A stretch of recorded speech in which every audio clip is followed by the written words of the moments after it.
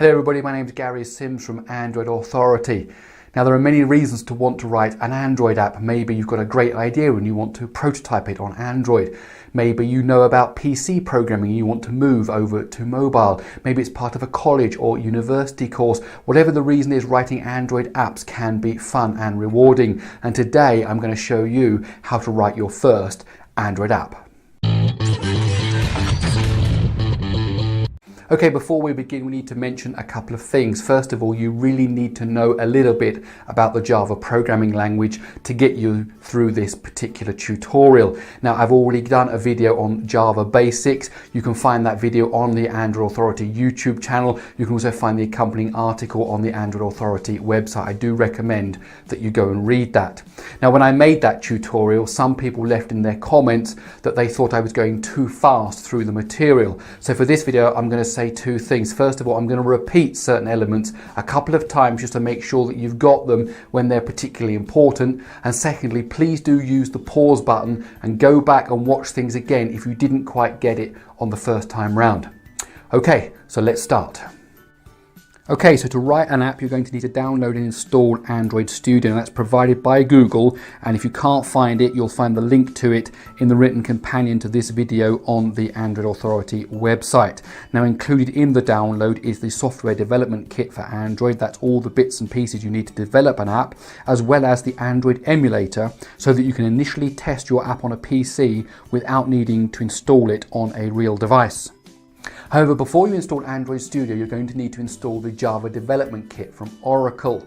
Go over to the written companion and you'll find the links to tell you where to download the JDK. Now, you need to make sure you download the right version, either 32-bit or 64-bit. Check which version of Windows you're running and download the right one, because if you don't, you're going to have trouble running Android Studio. Install that and then you can install Android Studio. During the install, you'll need to configure how much memory to reserve for the Android emulator. Now, the emulator runs Android in a kind of virtual machine as an Android phone with an Intel processor. This is faster than emulating an ARM processor on your PC. However, to do this, the virtual machine needs to allocate some memory. The installation program will recommend how much memory to reserve, and it's probably best to accept the default. However, be aware that the combination of Android Studio, Java and the emulator all running together can be quite memory hungry, and your PC will slow to a crawl unless you have lots of RAM. Google says you need 2 GB of RAM as a minimum and that 4 GB of RAM is recommended. However, my main PC has 8 GB of RAM and sometimes it still struggles. When you first run Android Studio, it will perform some initialization, including downloading and installing the latest Android SDK. This can take several minutes, so you will need to be a bit patient. When it finally does all start up, you'll be presented with a nice menu that allows you to start a new project, open an existing project, import a project, and so on. And as you might expect, you need to click on Start a New Android Studio Project. You will then need to enter in a name for your app in the application name field. I will suggest something like My First App. And in the company domain field, you need to enter the domain name of your company. If you are an independent developer or a hobbyist, enter your own domain name. If you're just experimenting with Android and won't be publishing your apps to Google Play anytime soon, then just leave the domain as it is. Maybe you could just change the word user to your own name. On the next dialog, make sure that the phone and tablet is selected and that the minimum SDK is set to API 15 Android 4.0.3. Make sure that Wear and TV are not ticked. On the Add an Activity to Mobile dialog, use the default blank activity and then click Next again. On the Customize the Activity dialog, just use the default values and click Finish. The Integrated Development Environment IDE will now start. This can take several minutes, especially if it's the first time you've created a project. When the IDE appears, if you see the error message rendering problems, rendering failed with a known bug, then just click the rebuild link as indicated next to the error. The default workspace for the IDE is split into 3 parts, excluding the toolbars. On the upper left is the project tree, to its right is the code editor and designer, and beneath them both is where you'll see the various messages from the compiler and so on. At this point, you can actually compile and run the auto-generated code. However, it's not very interesting. So what we're going to do is we're going to add a few things, not very much, but just enough to give you a taste of Android app development. The project tree holds the different files and resources that you need to build your Android app. Under the app node in the project tree, you will see several other nodes like folders, subfolders, which you can expand. The top level nodes are manifests, Java and res stands for resources. Under manifests, you'll find the file Android manifest.xml. Every application must have one of these files. It's an XML file with information about the app, including its name. One of the most common things that you'll add to this file is the list of permissions needed by your app. For this simple test, we won't need to change anything here. Under the Java folder, you'll find the Java code for your app. In fact, you'll find it under a subfolder called something like com.example.user.myfirstapp, or whatever is the domain name that you entered earlier on when we started the project. Under that folder, you'll find a file called mainActivity.java. This is the entry point for your app, and for our example app, this is the only Java file we're going to need, but we are going to need to add some Java into this file. So just again, so you got that, under the Java folder, you're going to find a subfolder with the domain name of your company with the app name appended to it. And under that, you're going to find mainActivity.java. And that's the main entry point for this very simple app. Under the resources folder, the res folder, you're going to find lots of other subfolders. Now this is where the different resources for the project are kept. That means graphics, string values, menus, and most importantly, where the definition for the user interface is stored. Now, the two that are of interest to us for this example app are layout and values. Under layout, you'll find a file called activity_main.xml. It is an XML file that describes the user interface. There are two ways to edit this file. The first is to edit the XML code directly, and the second is to use the built-in UI designer. So under res layout, you'll find a file called activity_main.xml, and this is the file that describes the user interface for your Android app. Now, once you become proficient and an expert at Android app development, you may find yourself often editing the XML file directly. But thankfully, Android Studio has a built-in UI designer, and as you change elements on the UI using the designer, it automatically creates the corresponding XML file, and that's what we're going to do in our sample app in a few moments. The values folder contains several different XML files, and the most important one for this example app is strings.xml. Rather than hard coding string values into the Java code, values are placed into strings.xml and then they are referenced using an ID.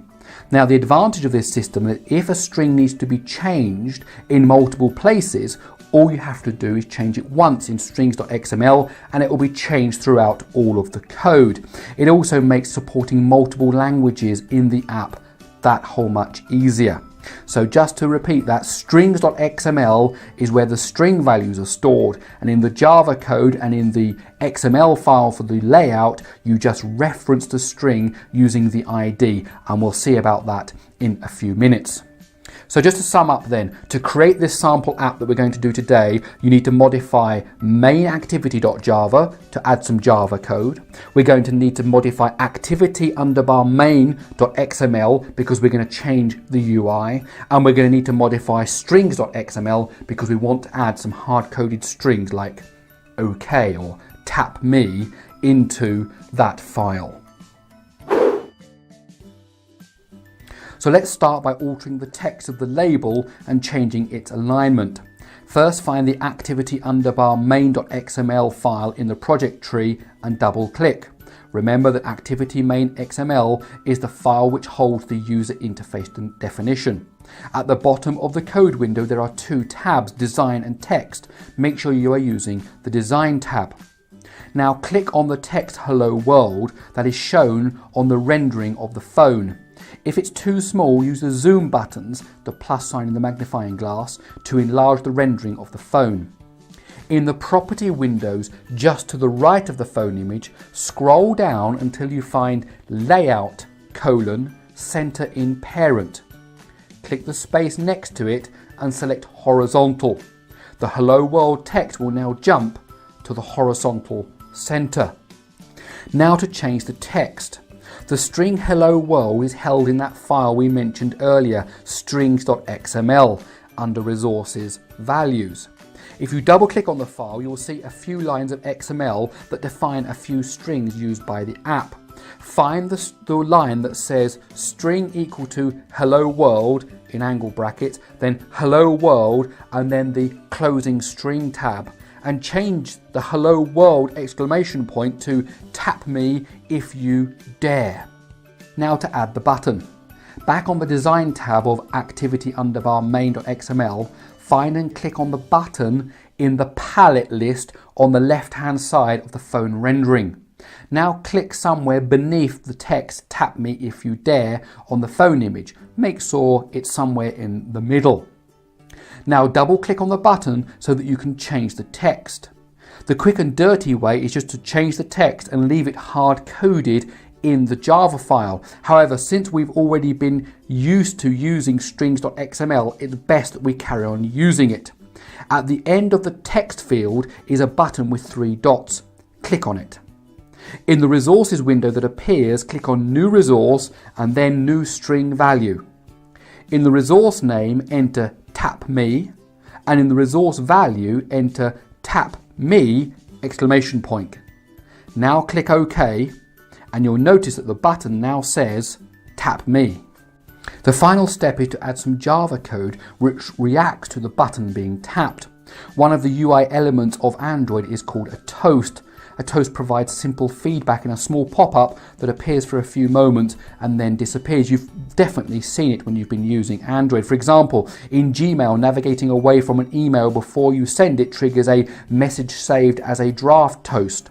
Toasts appear automatically and then disappear after a predefined timeout.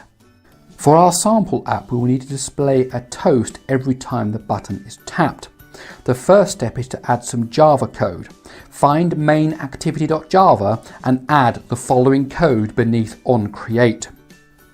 The word view, as in view V, will likely be in red with a message bubble displayed near it. This is Android Studio telling you that you have used a new construct, view, without importing it in the import section at the top of the Java code.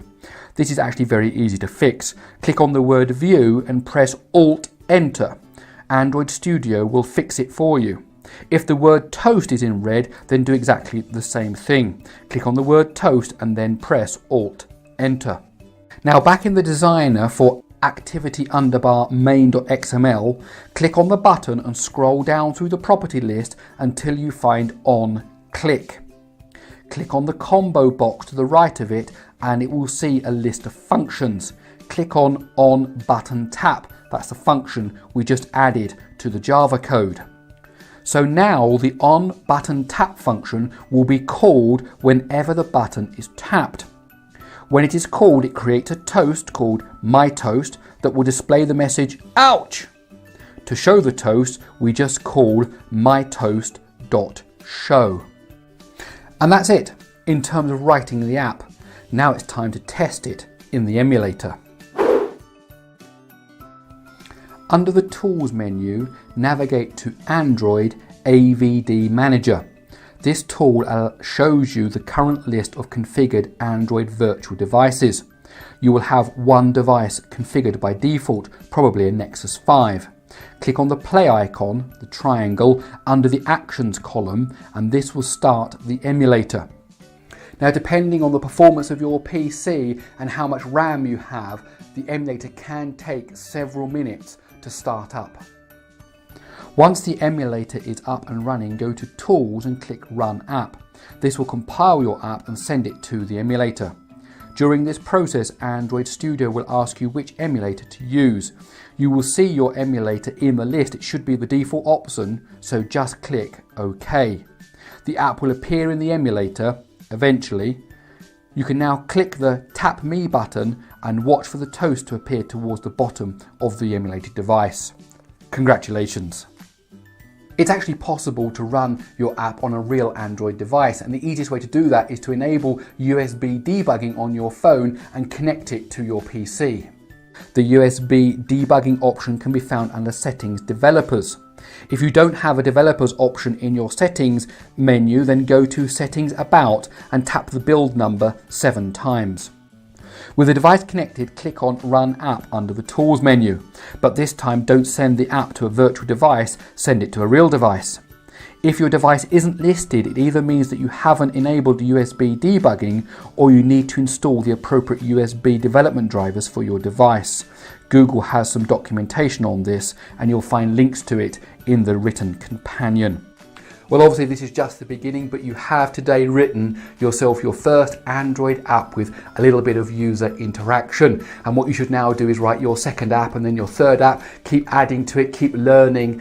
Google has lots of training material, there's lots of documentation, there's lots of sample code, but the thing to remember is just keep having fun. Keep experimenting and keep having fun. You'll find it very rewarding.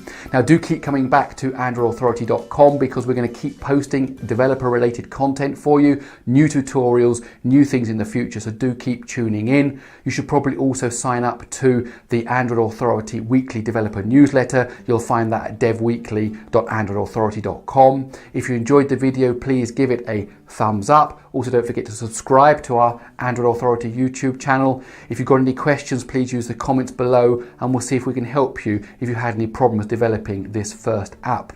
And as for me, I'll see you in my next video.